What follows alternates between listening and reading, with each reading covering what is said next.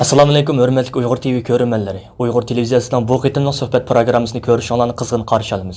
Mana bugün biz bu kunlarda 1933-yili 11 ayının 13 günü, şundaqla 1944-yili 11 ayının 13 günü, o'xshash ay o'xshash kunda qurilgan ikki qitimlik Sharq Turkiston Cumhuriyetining tarixiy kunlarida turibamiz. Mushu iftixorlik minutlarda biz hörmətli professor doktor Türkiye Trakya Üniversitesi o'qituvchisi Sultan Mahmud Qashqarli ustozimizni bu programmamizga taklif qildik. Taklifimizni qabul qilib suhbatimizga qatnashganlik uchun o'ziga ko'pdan ko'p rahmat aytamiz. Rahmat ustoz. Men rahmat aytaman. Alayda bu Uyg'ur TV'ning mana bu ikki jumhuriyatning qurilish kuni munosabati bilan bu suhbatga taklif qilganligi uchun butun bu Uyg'ur TV'da ishlagan do'stlarimizga, qarindoshlarimizga ko'p teşekkür etmem sizlerge. Yangi muvaffaqiyatlar tilayman. Rahmat ustoz. Bugun biz bu programmamizni boshlashdan oldida boshqalar bizdan sen qayerlik deb so'rab qolsa, shu Sharq Turkistonning egasi deb javob beraylikdek bir davlatni, shundaqla beshimizni tik tutib qarayaligidek bir bayroqni qoldirish yo'lida shahid bo'lib, g'ozi bo'lib ketgan shu ustozlarimizni, peshqadamlarimizni, inqilobchilarimizni shularga Allohdan rahmat, mag'firat tilash bilan birga bu programmamizni boshlaymiz. Hurmatli ustoz, mening bilishimcha siz 1944-yili G'ulji shahrida markaz qilib qurilgan Sharq Turkiston Cumhuriyetiga balliq davrlaringizda shohid bo'lgan-ku deyman. Shu shohid bo'lgan, evet. Men o Cumhuriyet'te 47-yilning 2-20'den ta 49-yilning oxiriga qadar 3,5 yil. Yani şu Cumhuriyet'e şahit bo'lgan, şu Cumhuriyet yaşagan Sharq Turkistonliklarning biriman.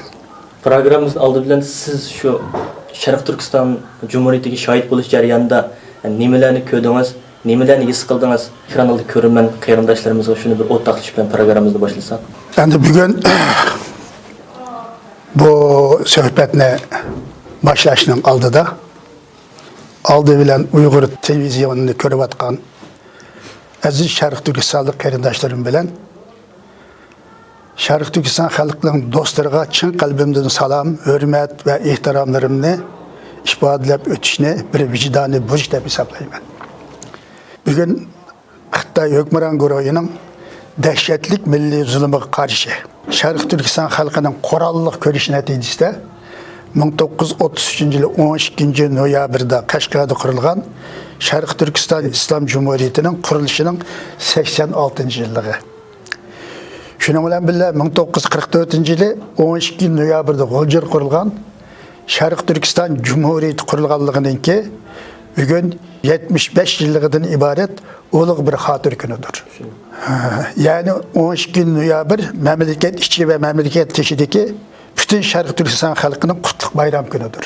Bu şanlıq bayram günü münasebeti bilen ulug' suyumlik vatanimiz Sharq Turkistondagi qarindoshlarimni qizg'in tabriklayman. Muhojiratdagi Sharq Turkistonlik qarindoshlarimni bu bayram münasebeti bilen qizg'in tabriklayman. Bizning bu qutlug' kunimiz, mübarek bayramımız qutlug' olsun. Biz Sharq Turkiston xalqi 1933-yili 12 Kasım günü Qashqar shahrida Sharq Turkiston Islom Cumhuriyetini qurib, uni butun dunyoga bizning shu Cumhuriyetni qurg'uvchilar tantanalik e'lon qilgan kuni. Nima uchun bu qanday sharoitda? Chunki bu zaman yani bu Jingshorin hokimiyati, yani Xitoydagi shu hukmron guruhning millitarist bir Xitoy Jingshorin. Shuning hukmronligida Sharq Turkiston xalqiga oid qattiq ezilgan, xo'rlangan, o'zining insoniy haq-huquqlaridan mahrum qolgan ig'ir bir zulm davom qilgan bir sharoitda, demak bizning Sharq Turkiston xalqi bu zulmga bosh egib turmasdan 31-yili Qumuldan G'o'jniyam Zojim boshchiligidagi bizning qahramonlarimizning boshlagan ko'rish natijasida bu kurash bag'ansir ulg'ayib, xuddilik kichik o'stanglar daryo bo'lgandek Sharq Turkistonning butun bölgelerinde arka-arkadan qurolli qo'zg'olonlar ko'tarilib, mush qurolli qo'zg'olonlar natijasida oldi bilan 1933-yil fevral oyida Xo'tanda Mehmet Emin Bug'ra ve Sobit domlalarning rahbarligida ve Xo'tan İslam hukumati qurildi ve shuningdek keyin yani ta Qumul, onundan keyin bu Qarishya, Korla, Aqsu, Qashqa, Yakan, Xo'tan qatorliq bu joylarda aqaqdan ko'tarilgan bu inqilob natijasida demak Qashqarda shu mush qarliq kurashlar natijasida nurg'un shiitlarning qonlarining badaliga demak 1933 yil 12 noyabr kuni Sharq Turkiston Islom Jumhuriyati e'lon qilindi. Buning e'lon qilinishi shu vaqtdagi zulmga asoratga qarshi ko'tarilgan bir inqilobning natijasi bu. Endi ikkinchisi, ya'ni 1944 yildagi inqilobni desak, ya'ni bu Sovet imperialistik guruhining Jallat militar Shingitsayni desteklashi bilan Sharq Turkiston xalqining birinchi qurgan bu 20-asrning birinchi yarısida qurgan bu Sharq Turkiston Islom Jumhuriyatini o'zining Qizil armiyani Sharq Turkistonga kirgizish, aeroplanlar, tanklar, ig'ir top zambaraklar bilan nurg'un askar kirgizishni bostirib, shundan keyin buni Jallat Shingitsayga taslim qilib berishimizni. Bu Cumhuriyet şunun bilan bu yana asaret ostiga tushdi. Undan keyin bu Shingitsay degan bu Jallat o'zini nait Ruslarga yaqin qilib ko'rsatish uchun Rus kommunistlarga men Yaponiyada o'qigan vaqtim marksizmni o'rgangan. Men marksizm bilan tanishgan. Men marksizmchi, Leninchi deb Stalinni Sovet shu vaqtdagi Sovet Koni Sovet ittifoqini qo'lga keltirib yordamini. Demek xalqning qattiq ezdi. Oldida biroz ilm fikri bilan taqqa chiqib olguncha biroz imkon bo'lsa, keyin taqqa chiqib o'zini mustahkamlab olgandan keyin xalqning qonliq shaklda bostirdi. Ya'ni xalqning munavvarlarini, sarxinlarini, masalan, shu vaqtdagi ko'rinarlik oydin ziyolilarni, diniy ulamolarimizni, undan keyin biroz iqtisodiy jihatdan yuksalgan, masalan, Bigan bizning savdogar, tijoratchi, bunda mashhur odamlarimizni, buni Yaponiyaning shpiyoni, jahongirliklarning quyruqi, bular tashkilot qurgan deb aqaqdan bisq turib, ularning mol mulklarini musodara qildi. Ya'ni ba'zilar bu bugungi ahvolni ko'rib, bugun bunday emas, tarixdan beri biz asorat tushgandan beri Xitoy hukmronlari bizga hukmronlik qilgan ne zaman bo'lsin, avval aldamchilik, oxirida zulm. Bu qonliq qirg'inchilik va bostirish ishini davomli qilib kelgan. Demak, bu zulmlarga qarshi oxirida xalqimiz bu zulm qattiq ig'irlashib ketgandan keyin, demak, bu yerda xalqimiz ham bu asoratni hargiz tarixda bir qabul qilmagan. Shuning uchun bular shu Sharq Turkistonda bir buyuk bir inqilob qo'zg'ash uchun harakat qildi. Bu harakatda önemli bir rol o'ynagan Sharq Turkiston Cumhuriyeti, yani Xalq Azadlık Merkezi kurulgan. Şu merkez ve bizden Sharq Turkiston xalqining zulmga qarshi, şu vaqtdagi zulmga qarshi ko'krak girib maydonga chiqqan qahramonlarimizningki ko'rish natijasida, demak, bu avval 44-yili 8-oyda Nilqida partlagan Sharq Turkiston partizanlıklarının ko'rishi va bu kurashda şu G'ini Batur, Ekber Batur, Fatih Batur qatorliq bizning qahramonlarimiz şu Xitoyninki şu ko'ngildan Xitoylarning bunu qirib yo'qotish tamamen tarmar keltirib, undan keyin Sharq Turkiston Ozodlik tashkilotining taklifi bilan 1944-yili 11-oyning 6-kuni tong saharda G'uljiga 3 yo'nalishdan hujum qildi. Sharqdan, g'arbdan, janubdan bo'lib 3 yo'nalishdan hujum qilib, demak, ya'ni 5 kun ichida, ya'ni 6-kunidan tortib noyabrning 6-sidan 11-ga qadar G'ulji shahrining muhim o'rinlarini Xitoylardan temizlik go'mendan askarlardan tozaladi. Faqat o vaqtda qolgan bir Arambog, Langshang butxonasi aerodrom.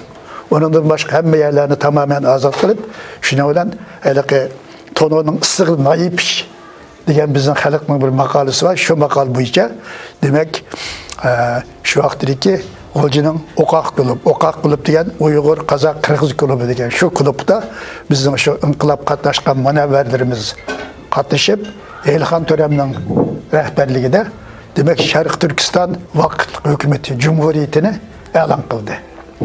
Bu Cumhuriyet e'lon qilingandan keyin, demak, yana davomli buni Go'mendan Xitoy guruhi bu tunjuqtirish uchun uringan bo'lsa-mu, lekin bizning qahramon xalqimiz AKK'dan uzağa karşı hareket edip verip, onu mağlup kılıp, Olcu'dan başlangan bu inkılap, ahire Çöçek, Altaylarını azat kılış bilen 45 yılının 13. sentябр'e kadar, yani 3 vilayet tamamen Gomendan hakimiyetinin tazalandı ve Milli Armiyanın 1945 yılı 5. aydık tüzgen Şarkı Türkistan'ı azat kılış programması boyunca 3 liniye boyunca demek Gomendan'ın kalan hükümranlığı raylığa hücum kılıp, o raylığın tamamen Gomendan'ı tarmar kılıp, bütün bir Şarkı Türkistan'ı azat, müstakil devlet kılıp tanıtış için bu da bir program hazırlangan. Bunun birinci yöneliş armisi orta yöneliş, yani merkez yöneliş deyimiz. Merkezi yönelişinin vazifesi Cim. Onu da Şiho'nu azat kılıp, onu da Manas'ını azat kılıp, Manas deryasının boyu toplum yaydım. Yani Ürümçi ağandaki Karışa Korla bu taraflarını azat kılış için onlar planlamaya başlagan ve ikinci bir yöneliş Şimali yöneliş pırıntı. Şimali yöneliş pırıntının demek asası vazifesi Çöçek Altay'ını azat kılış. Çöçek Altay'ını azat kılırken Kumulga yürüyüş kılıp, Kumul'unu azat kılıp Şыңşanın ağzını tosaş vazifesi olar üstlengen.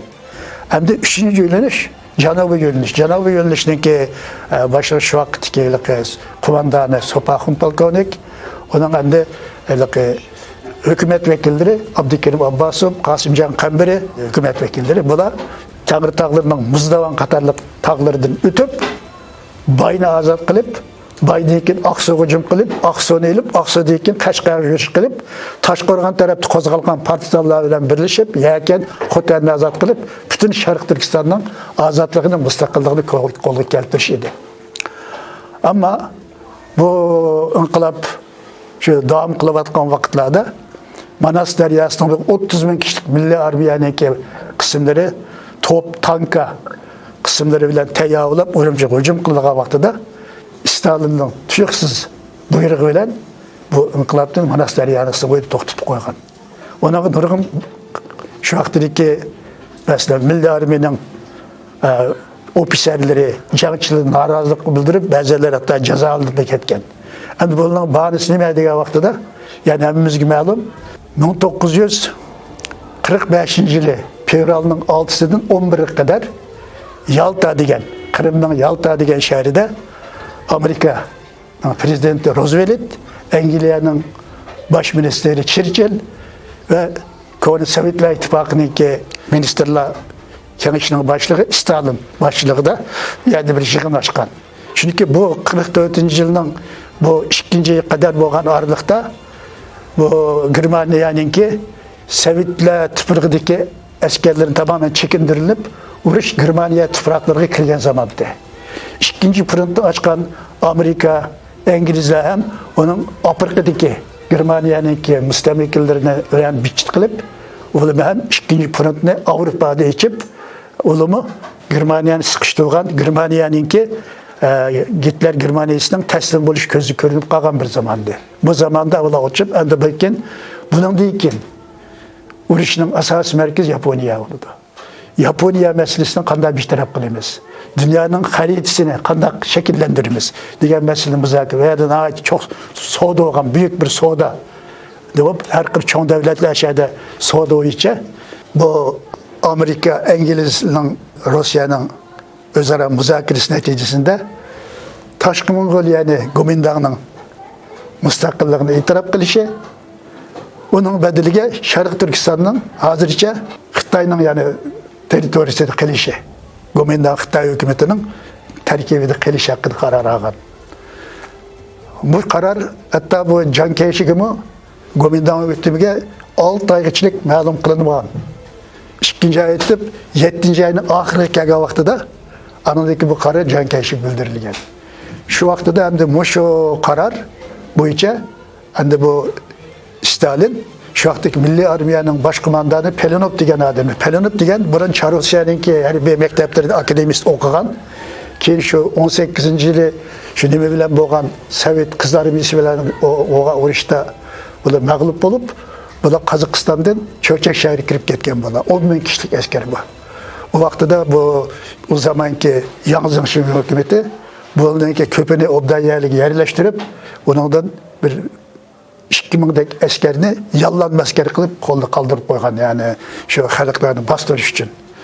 Shuning ichidagi odamdan biri bu Pelinov degan harbiy nimani biladi, taktika, harbiy strategiyalar obdan biladi.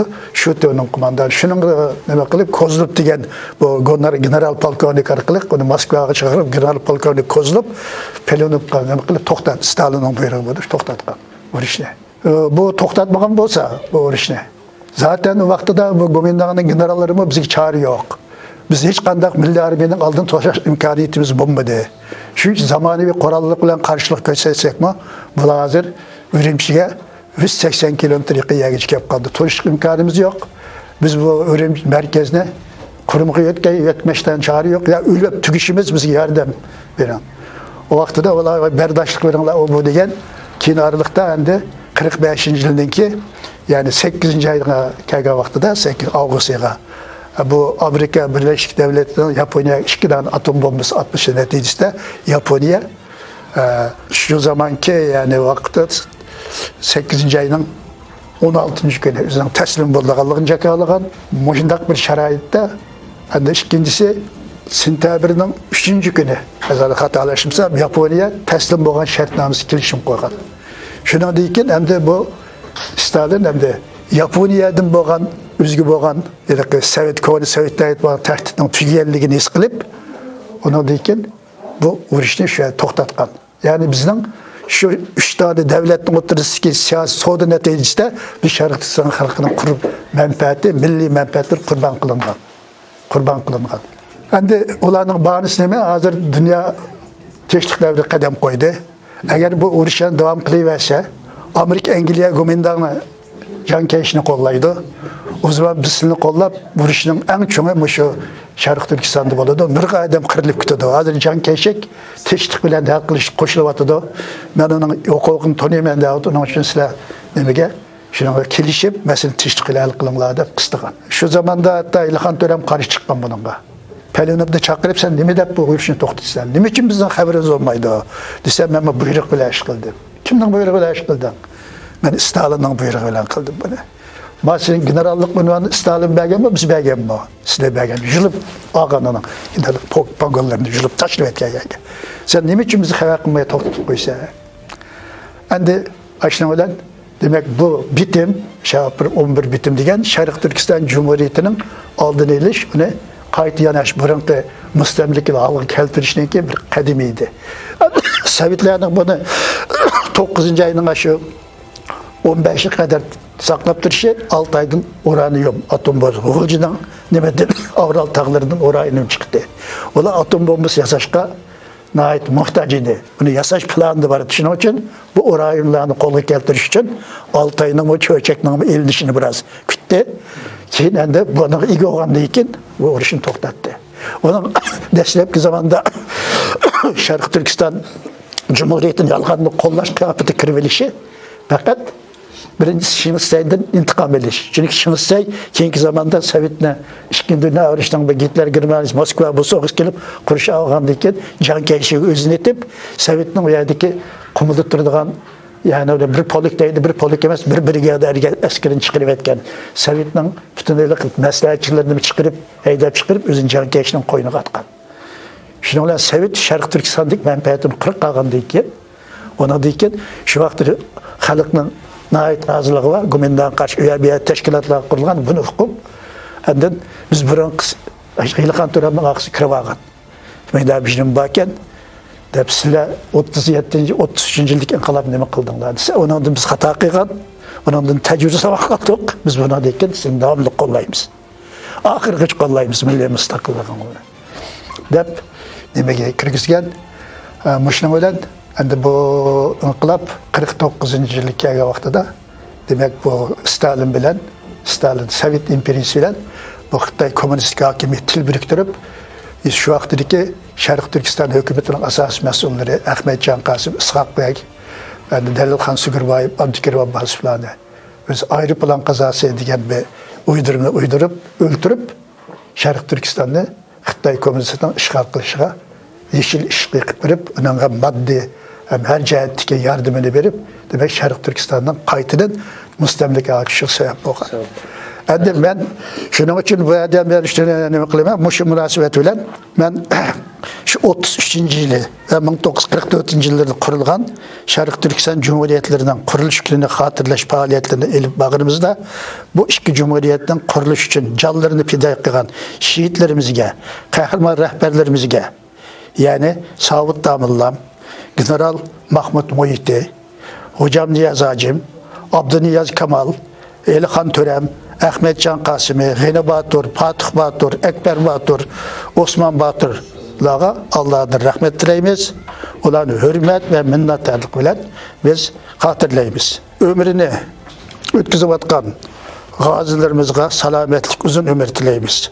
Uzun yıllar Şərq Türkistan'da ve muhacirette mücadele edip verip ömrünün ahirgiçe bu köreşini devam kıldığan merhum dedelerimiz Mehmet İmam Mıgra, Mesut Sabri Baykozi, Eysa Yusuf Aliptikin, Abdurrahman Maksum, Şərq Türkistan Cumhuriyeti'nin başkatibi, Ziya Semedi, Şərq Türkistan Cumhuriyeti Milli Arabiyinin istihbarat başkanımızın başlığı, Haşir Vahidi, Yusufbek Muhlisi Katarlık münevverlerimizi Cenab-ı Allah'ın rahmet ve mağfiretler dileyimiz. Xitay Komünist Hükümran Goroy terpeden Vatanımız Şərq Türkistan bisip ilingan 70 yıldan beri halkımızın hürriyeti, milli müstakillik için ilip verilgen köreşlerde kahramanlık göğüsüp şehit boğan ve yakın 3 yıldan beri Xitay'nın cazalaş dağılırda zoravallık baş eğmeyin, mertleş kurban boğan 10 milyonluğun halkımızın manaver pezetlerine Allah'ın mağfiret ve cennet mekan ata kılışını dileyimiz. Bugün ana vatanımız Şərq Türkistan'ın Manchu Xitay İmperiyası tarafından işgalıkının kaldığının 260. yılı. Xitay Komünist Hakimiyet tarafından kurallık işgaliyet küçülüşünün 70. yılı. Şərq Türkistan halkı biz asaretini hiçbir zaman kabul kıygan emez. Asaretke müstemlikçilik karşı 450 kıtımdan artık korallık köreşlerini edip verip işgaliyetçi müstemlik güçlerini ana vatanımızdan 6 kıtım koglap çıkarıp müstakil devletini bir qancha ketim eslik keltirgan bir xalqdir.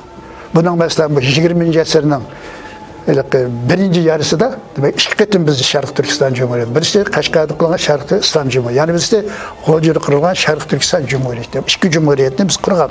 Bu tarihi amaliy faktlar shuni isbotlaydi ki 1933-1944 yılları 12 noyabrda qurolliq milliy ozodlik inqilob natijasida xalqimizning jonlarini feda qilib milliy mustaqilligini qozonishning naqadar to'g'ri, haqli ekanligini, ularning naqadar uzoqni ko'rganligini isbotlab berdi. Bir millat demek o'zining mustamlikasini qo'lda qolgan zaman uning hech bir zaman saodatlik yo'riq kunlar bo'lmaydi. Alda ma'lum vaqtda keldi bilan yani onu yok qilishdan, onu butunlay tarixni silib tashlashdan boshqa bu oxirgi nishonni oshirish uchun harakat qildi. Bugün endi mana biz buningdan ko'ryapmizki, demek şuğlanın qilgan köreşleri haqqani köreş. Biz milliy mustaqillik ega bo'lmay turib, bizning vatanimizning masalasi hal bo'lmaydi. O inson haqlari, demokratiya degan masala, o o'zining davlatida hukmron guruhlik, diktator hukmron guruh ustiga chiqib olgan, o'zining xalqi ezib atgan mandaqlar loyiq shar bu. Lekin mustamlik xalqi qulluq asli xalqning nisbatan asosiy masalasi o inson haqlari, demokratiya masalasi emas. Endi bu umumiy shar bo'lg'achqa biz buni qo'shilamiz. Qaştırmayımız. Mesela hazır Xitay kiçikin bizden azırak bir hukukum kiçikin tonisa oldu, insan hakları yaxşı oldu deyip yani Xitay'ın kolda kalsak, yani bir günü, yani biz bu facialı ülkelerge biz yani kalırız. Şunun için Şərq Türkistan meselesinin birden biri hal oluş çaresi milli müstakillik. Bununsiz Şərq Türkistan meselesi hal olmaydı. Rahmet ustaz, sizde Allah razı olsun. Yukarıda naiti, moyun boğan, işki cumhuriyetimizden kaçan kimler tarafından kurulganlığı ve qandaq tarixiy şəraitlarda qurulğanlığı ve qandaq siyasi rezillik bilan məğlub bolğanlığımız toğrusuna ait moyun bir temalar sözləb bergen buldunuz. Endi biz inşallah Allah'ın rahmeti bilan bu qitim 3-cü qitimlik Şərq Türkistan Cumhuriyetini quruşqa qandaq tayyorliqlarni qilishimiz kerak, qandaq xizmatlarni ishlashimiz kerak bu vaqtda azroq to'xtalib bergan bo'lsangiz. Rahmet. Endi bizning Şərq Türkistan davasının asasi maqsadi, asasi g'oyasi bu müstemlikçilik asaretten qutulup, yani bizning jutimizni ishg'ol qilib olgan, bizning jutimizni sumirib atgan, bizning xalqimizni o'zining diniy inançlaridan, milliy tilidan, kültürüden,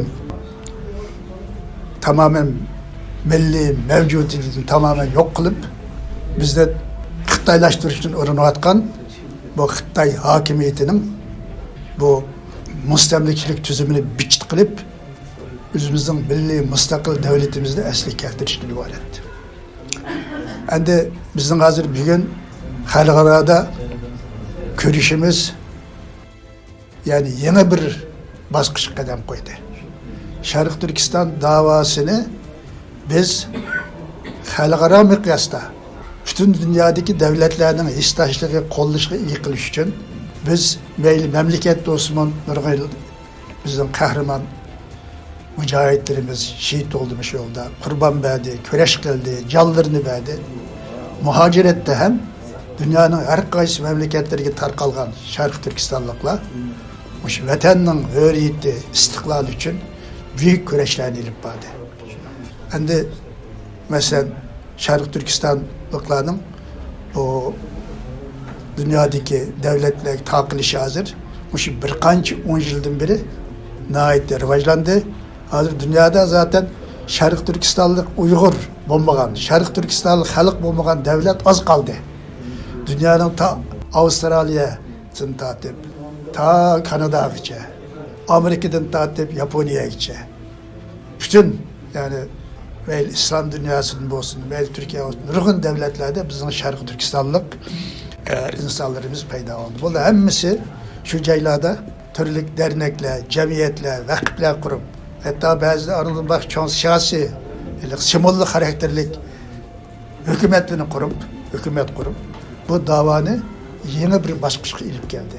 Biz 1992 yılı Sovet imperiyasi cho'kib, O'rta Osiyodagi cumhuriyetler, mesela bizim Qozog'iston, Qirg'iziston, O'zbekiston, Turkmaniston, Ozarbayjonda mustaqil bo'lgandan keyin endi ozodlik navbati Sharq Turkistonga keldi degan shior bilan biz shu vaqtda 12 oyning 6-sidan demak 9'a kadar birinchi qitimliq muhojiratda Sharq Turkiston xalqaro qurultayini o'tkazdik İstanbulda. Buningda Sharq Turkiston xalqininki asosiy g'oyasi nima? Asosiy g'oyamiz milliy mustaqillik degan narsa qo'yildi. Bundan programda bütün dünyadaki devlet başkanlarına mektuplar yazıldı. Nurg'un davlatlarda bu qurultayning nimaları e'lon qilindi. Shu kundan boshlab asta bizning bu harakatimiz davomlashib, bizning asosiy maqsadimiz Sharq Turkiston davosini xalqarolalashtirish. Xalqaroda kuchli bir sadoga ega qilib, xalqaroda kuchli bir qo'llashni qo'lga keltirishdi. Bugun elhamdülillah Cenab-ı Allah'ınki iltifatı bilen, halkımızın tirişçanlığı bilen, dünyadaki hürriyet ve azadlıkını kollaydıgan halklarının desteği bilen bugün Sharq Turkiston davası xalqaralashish derecesiga yetdi. Bugün Birleşken Milletler Teşkilatı'nın kun tartibiga qo'yildi. Hozir dünyadaki bir necha mashhur davlatlar. Demek Xitoyning bugungi bu yeri qilayotgan vaqt siyosatini ayblab Sharq Turkiston xalqini tamamen bir millet süpütünü yo'qotishni iborat bu suiqasdni darhol to'xtatishni, Sharq Turkistonda qurgan nazi kamplarni to'xtatishni, xalqni qo'yib berishni, xalqning milliy kimligi, milliy arzusi, milliy madaniyatlarini qirg'inchilik qilishni to'xtatishni, masalan Avrupa Birligiga bog'liq 23 davlat shu yil 8 oyning 5'ida kuchli bir bayonot qilib Xitoy komünist hükümetleri to'xtatib hareketini.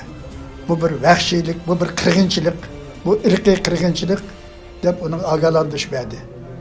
Hamda yaqinda yana dünyadaki mashhur davlatlardan Avrupa'daki, Amerika'daki 23, Avustraliya, başka Yaponiya 23 davlat Birleşken Milletler Teşkilatı'nın bu insan hakları xalqaro komisyonunda bir bayonot e'lon qilib, Xitoyning Sharq Turkistonda olib borayotgan bu ittiq qirg'inchilik, bu soykırımını qat'iy to'xtatishni, o nazi kamplarını derhal taqashni, Sharq Turkiston xalqining o'zining dini e'tiqodi, o'zining tili, o'zining kulturini davomlashtirishini yo'l qo'yishni talab qilib, bayonot e'lon qildi. Masalan, bunun uchun Amerika, Angliya, Fransiya, Germaniya, Avrupa'daki Hollanda, Kanada, Katarlık devletler, Japonya, Avustralya, Katarlık devletler, dünyanın mühim devletleri bunun içinde var. Demek bugün bizim bu davayımız halkara cihette büyük bir musab aldı. Yani dünyanın bütün halkları Uygur halkının durumunu bildi. Bu halkının maksudunu ve gayesini onu biraz anlaşmaya başladı. Lakin bunu biz yeterlikle bir hesaplamayız. Bu teknik güçlük buluş gerek. Biz özümüzde meyli İslam dünyası memleketler olsun. Bu halklar yani bizga hisslaştık kılıdı. Bunun hakimiyetleri belki malum maksat, iktisadi menfaatler üstünden Xitayga nima qilgan bo'lsa-mu, yani ularning asosiy xalqining qalbi biz bilan birga. Shuning uchun biz bu faoliyatimizni, bu Sharq Turkistonda faoliyatimizni kuchaytirishimiz kerak. Teşvikatimizi kuchaytirishimiz kerak.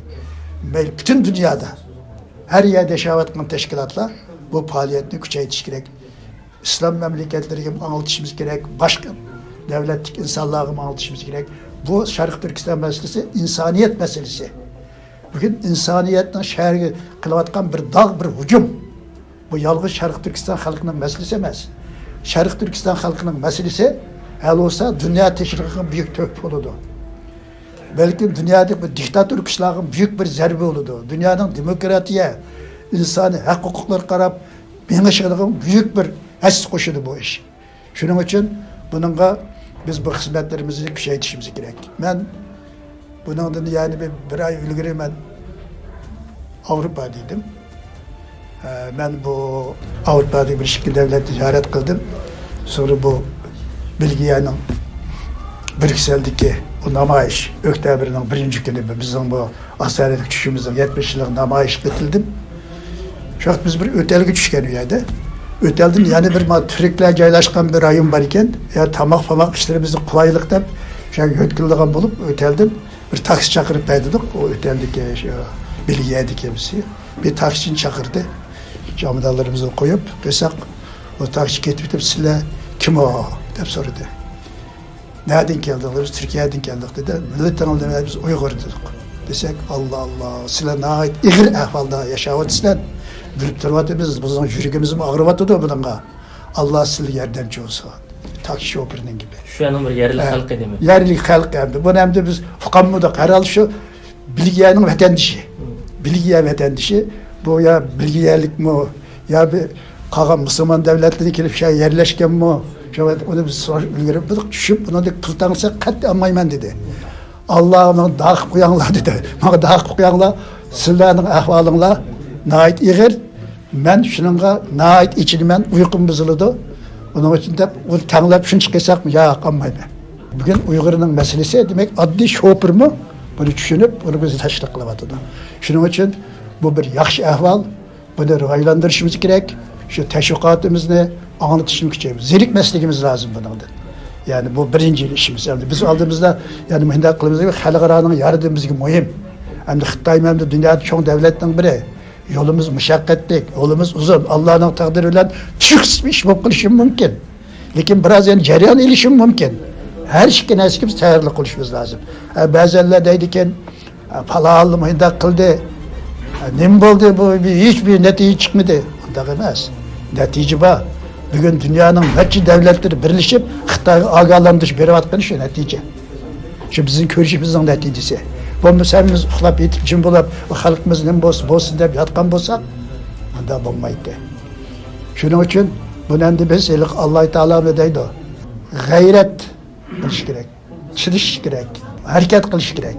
Onun dik Allah-u Teala şunun kartta yardım veriyor. Eğer özünün bir derdini, özünün nemesini çıkış yolu izleyen bolsa, şunun dua kılsa Allah-u Teala onunla çıkış yolu veriyor.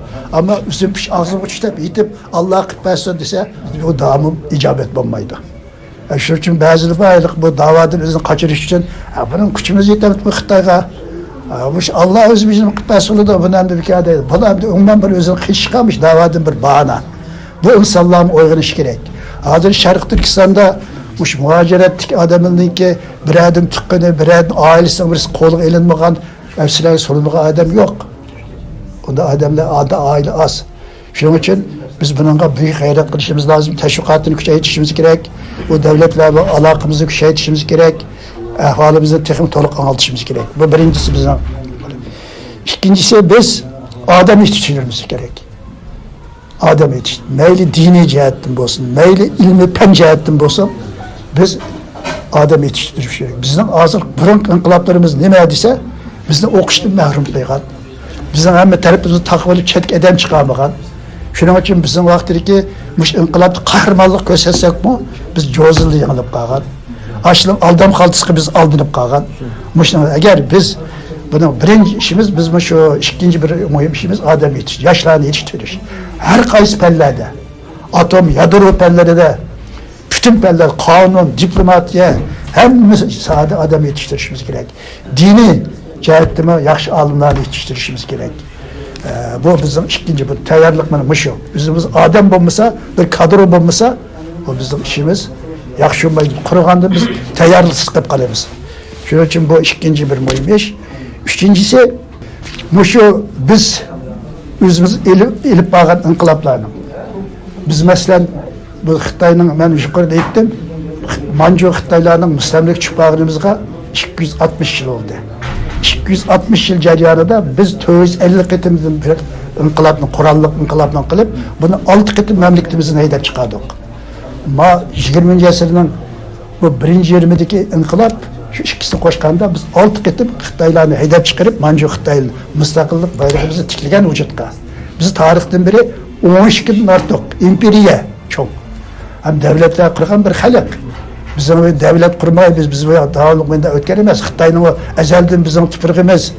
Vay, Xan surasında bizim olup ketken hemmisi böhtan, hemmisi aldamçılık. Onda iş yok. Bu tarihi faktlar bu.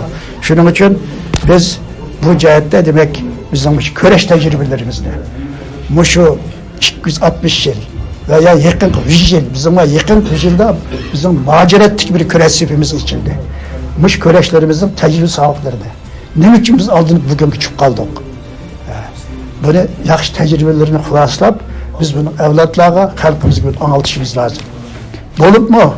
Yaş nesillerge, mesela macerette olsun, memlekette olsun, bu macerette yaş nesillerge özümüzün kimliğimiz ne, tarihimiz ne, kültürümüz ne? Bunlar anlatışımız lazım.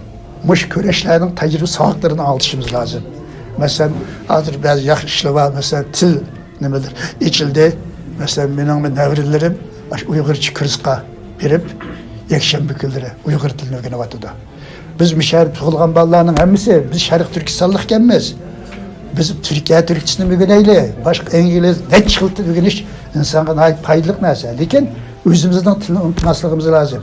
Bizge derhal bir iş olup kalsa, memleket derhal bir bizim istiklalimiz kazanıp iş kıldığın olsa, bir adam bağırla, bir adam da Türkçesini sözlep, İngilizce söylese, o adam ukanmayı biraz ağır olurdu. Onun için benim bir balam var, bir şey tuğulgan, öyle biz katli Uygurca sözleyimiz. Şunun için benim balam, xuddi hazır Kaşgar'dan kelgan adamdek sözleydi. Özü üniversitede tuttuydu. Türk'ün arasına kirse, Türk mü, Uygur mu ukanmaydı. Şimdi hem de Uygurca yaxşı sözleydi. Şu anın yizigini mi görüş gerek? Aşağıda kolunu vatkan yizigimizin mi görüşümüz gerek? Bunun adımlarının materyalla onu görüşümüz gerek. Şunun için bu hikayette biz türlü kursla, türlü her türlü okuş nimelerini içip biz şu yaş evlatlarımızga milli kimliğimiz, tarihimiz, tarihi köreşlerimizin tecrübe sahiplerini anlatıp ularını haberdar kılışımız lazım. Çünkü gelecektin ilgisi olan, şular bomuz olmaydı. Endi şunun başka mukaddes İslam dinimiz bu mu mühim? Bu dinimizde mühim alimlerle yetiştirişimiz gerek, mühim insanlarla yetiştirişimiz gerek. Bizim kültürümüzün içinde bu dinimiz mühim orun durdu. Jugurlup ketken onunla. Yani ondan başka yani bir deydiğimiz birlik ittifaklık. Birlik ittifaklıkımızı küçeytişimiz gerek. Hazır mesela dünyada kurulgan cemiyet, vakıf teşkilatlarımız var. Lakin umumen etqavaktır ittifaklık yaxşı. Lakin problem var mı yok emas. Problem de var. Birimizinkini birimiz yaratmayız. Hemimiz birbirimizi desteklemeyiz. Şuna hazır bunun da iki sebebi var. Birisi özümüzden bazı adamlar menmellik, özbilgelik, men hemmeni bilimen, akan qargay birinci, hemmeden mening fikrimi hürmet qilish kerak degan menmellikni qiladi. Şunun neticesinde ittifaqlığımız oldu. Hem ikinci bir amali taşqı amel. Xitay hakimiyeti cimyatmaydı. Her xil özünün casuslarını dünyanın hem birlik Uygurlar bayağı şart bayağı ve yerleştirgen durum mevcut. Ular her xil yollu bilen bizim ittifaqımızı buzuş, pişniği payda qilish üçün uğrundu. Mesela onun için biz meyli dünyanın nerede olsun teşkilatla birlik gelişimiz gerek, birbirimizi kollayışımız gerek. Aramızdaki şu Xitayning menfaat için hizmet kılgan casus ig'vogarlarga qattiq zarb berib aramızda o'rin bermasligimiz lazım. Bu bizden birinci vazifemiz. Eğer biz onu tazalab turmasak, kelajak devlet kurup aşırıya çıkıp, dokup bir damıllam, şaptılık okşaş, onunla birbirine sokaştırıp, bizim tarihimizde veyrançılıklı payda kaldı. Yani veyrançılıklı edemler yetilip kaldı. Onun aldığını erişimiz lazım. Mesela hazır biz 2004 gibi sürgündeki hükümet kurgan Amerika'da. Biz bunu hazır kadar 8 kıtımlık çoğun cihanını ötkazdık. Bunu teşvik kıldık dünyaya. Nurgun dünya kurulğa vaxtı hep dünyanın ajansları bir haber verdi. Şey yaptı ama elbette bir anda kazınlığa işlim var, yetersizlikim var. Hazır bu 2015 yılı Japonya'nın Tokyo'da biz 7. kıtımlık Şarkı Türkistan sürgün hükümetinin toplantısını ötkazgan. Onun da biz konular 2004'te hizmet ağalla bazılarımız işimiz 75'ten üstüne kalkan, bazılarımız 80'e yaklaşıp kalkan. Ve yaşlar bunu üstüne alsın bunu. Biz akıstırıp, bunlara medet verelim, yardım verelim. Bazı yaşlarını bunu kıssak, bu yaşlarını yapırıp, bu 2 yıldan beri bunun Xitay'ın buzgançılıkları var. Milletçilik toplanıp orunu ölüp, içi kirip ağırlar, degdi silip birbirine kılıvat karşı var. Hazır 3 hükümet peyda okuluş ahvalı oldu. Türkiye'de bizse, Kanada'da bizse, Amerika'da bizse. Bu nağayet hata iş bu. Hadi biz onunla, biz şu burun hükümet kurguçlar bir bayanat elan kılıp, birleşinler, birliğe kilinler. Üç hükümet bu, numus bu. Numus bu. Biz halkımızga nispeten kılınan hakaret. Muş işte kimdi kim? Muyda yolunu tuturken, bu millet, bu dünyadan, o dünyadan olduğunu hesap oldu. Birleş gerek, oturumuzluk bazı mesele olsa, ben birinci, benim fikrim vasıl kılmaya birleşeydi, kilişeydi. İttifak olaydı da biz bir bayanat mı alan kıldık. Hazır emişlerin tırışlığı atıdı. Belki bu inşallah buna bir birlik gelip hükümet bir olarak halkımızın sayılım bilen çıraylık bir nevi ala. Yani bunu ne olsun biz yani bu teşkilatla o bu da hemmisi Şarkı Türkistan davası kılgan teşkilatlar birbirine konuluş gerek, birbirine himaye kılış gerek. Aramızdaki bu türlük yıllık nikaplarga orunu vargan Xitayning adamlarga saga qilishimiz lazım. Bizni birleştirmeydi. Bizga pishni pasat qiladi. Burun xuddi Abdug'ofur Shaptulliq, Abdug'ofur Damillam degan odam Shingiz Sayningga yaqin ish o'ynayapti. Shuning uchun shu 33-lik inqilobning shidamliq Temir Sijanini o'rab, Qirg'iz Osmonni elini yamallab, shu yo'q deyapmasa bo'lmaydi. Osman aniga Temir Sijanini yo'q deyapsan, seniki egallab oladi deb, mo'yinda qilib pishni pasat qilib, şu vaktki mi birlik ittifaqlık büyüz yere vergen. Hatta Şingisey onun kitapları birleştirmiş beğen, onun kitaplarını çok bastırgan onun kitaplarını. Şu vakti de o anda hiç kadar izah etmey, hem de başı Allah-u Teala hem de en ahirlik peygamber deptiken Mehmet Aleyhisselam'la. Bulmasa mı Şingisey peygamber olacak dikiştik adımı diyen. Şununla bu Mahmut Muhit, General Mahmut Muhit'in kulaklığı ediken. Şununla bu şu Mahmut Muhit'in pat kelip nima qiladi ekan, müşkilendi bunu o'zidan anlagan ekan, damillam. Bunda birsi mush bizning dinimizda bo'lmagan bir kuparni payg'ambar bo'lishga lozim odam demiş, loyiq odam deydi, nima qilmoq lozim, o'ttirish lozim. Shuni bilan o'zining askarda dinishkini yava ko'rigan ostiga nima qilib, shu damillam Mahmud Muhitini ziyorat qilgan, Urumchicha ziyorat ko'raman degan ekan, namoyishni o'qib kelishlar deb Xitaydan ürküç tutup, yani o aşağıdan çıkıp öttüremem, münafık dep tümen dairesi taşlıp etkenini. Bana şunun kılavatkan zihnimin ait çoğun aşınağım. Özü, ilik dini nikap urnu vagan. Vay damıllam, vay bu ölüm adep emedemle vagan. Şunun için biz muydağı aday oluşumuz gerek, birlik ittifakımızı güçeytiş gerek. Hem de mesela biz Türkiye'ler yaşavatımız. Hem de ben mesela bugün 37 yıldır İşip kaldım ya Türkiye'ye tur atkınımga. Ben Türkiye'de olup memlekette olup 50 yıl üniversitede ustazlık kıldım. Hani Türkiye'nin kolunu gelgenini kıldı. Lakin hükümet degen özgürüp durdu. Halk mengülük. Bu halkın hemmisi Türk halkı biz aşağıdan gelgen. Bu yani ikinci ana vatanımız dediğimiz sahip birinci ana vatanımız Şurta Asya. Türkistan. Mekir ikinci ana vatanını kurduk deydi.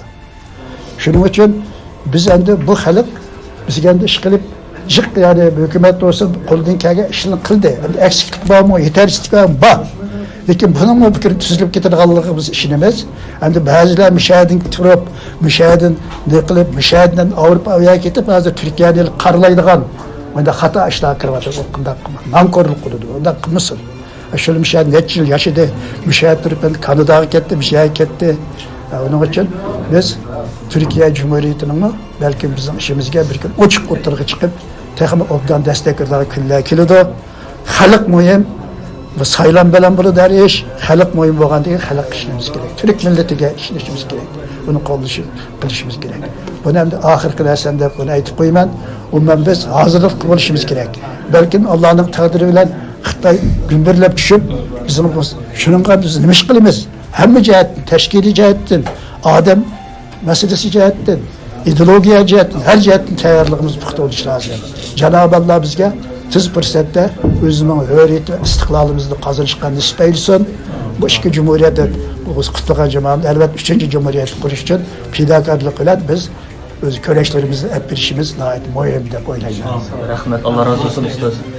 Yuqori nihoyat muhim temalarni bizga yoritib bergan bo'ldingiz. Allah sizden razı olsun. Hürmetli görürmenler, Uyghur TV kanalımızdan iki Cumhuriyet Kurganlık münasebetler ötküzgen bugünkü programımız müşahede ahırlaştı. Ahırda yeni bir kıtım biz Türkiye Trakya Üniversitesi Fen Edebiyat Fakültesi okutuvchisi, hürmetli Profesör Doktor Sultan Mahmud Qashqarli ustozimizga köpten köp rahmet edimiz. Yeni bir kıtım görüşeceğim Allah tapşırdım. Allah'a emanet.